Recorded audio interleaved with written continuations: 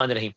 یہ ایک عجیب و غریب ماحول ہے، ایک عجیب و غریب بات ہے، یہ اتنی کوئی شرمندگی کی بات ہے کہ کبھی تو ہم مسلسل تسلسل کے ساتھ پاکستان کا سب سے بڑا شہر جو کہ دنیا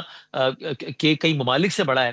وہاں پر یہ خبر شیئر کر رہے ہوتے ہیں کہ کبھی کوئی ڈمپر کے نیچے آ کے مر گیا ہے، کبھی کوئی بھتے کی پرابلم ہے، کبھی بارش آئی ہے پانی آیا ہے، کبھی گل پلازا میں جل کے مر گیا ہے، یا کبھی گٹر میں گر کے مر گیا ہے۔ تو ہم یہ تسلسل سے بات کر رہے ہوتے ہیں، اور پھر یہ سلسلہ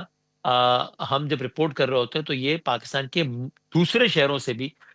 کوئی اور وجہ نہیں بلکہ گٹر میں گرنے کی وجہ سے لوگوں کی اموات کی خبریں سامنے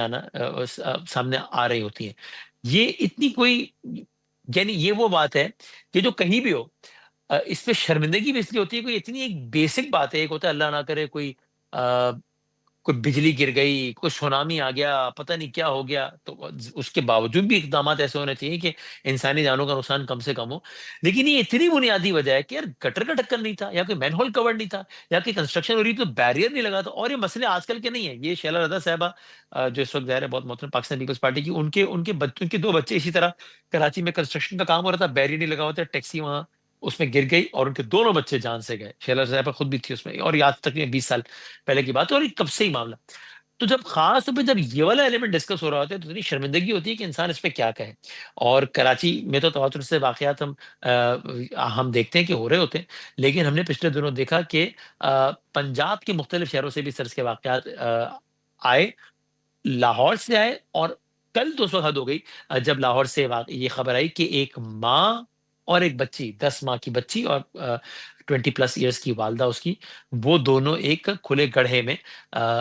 گر کے جان سے چلے گئے۔ اس میں مزید ایک عجیب و غریب حالت یہ تھی کہ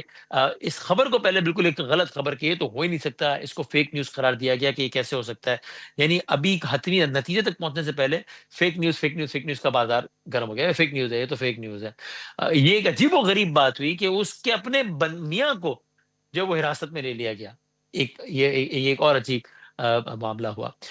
اور یہ سب اس سے زیادہ عجیب و غریب بات یہ ہوئی کہ اس سے زیادہ ٹائم پہلے نہیں، کچھ عرصے پہلے، یعنی کچھ دنوں پہلے یا گھنٹوں پہلے، مریم نواز شریف صاحبہ کا آپ یہ اسٹیٹمنٹ دیکھیے جس میں انہوں نے خود کہا کہ میں خود مانیٹر کرتی ہوں گٹر کے ڈھکن، کیونکہ اس میں تو کوئی بچہ گر جائے، اور بچہ گر گیا،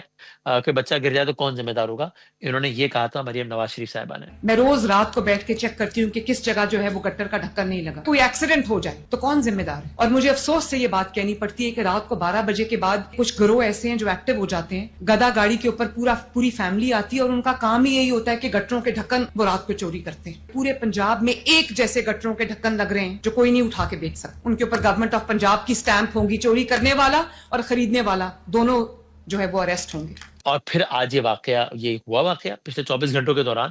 اور اس کے بعد مریم نواز شریف صاحبہ نے تقریباً 10 محکموں کے افسران اور سب کو ساتھ بٹھایا، اور بریفنگ اور وہ سب کچھ نشر ہوئی، اور اس میں انہوں نے یہ کہا،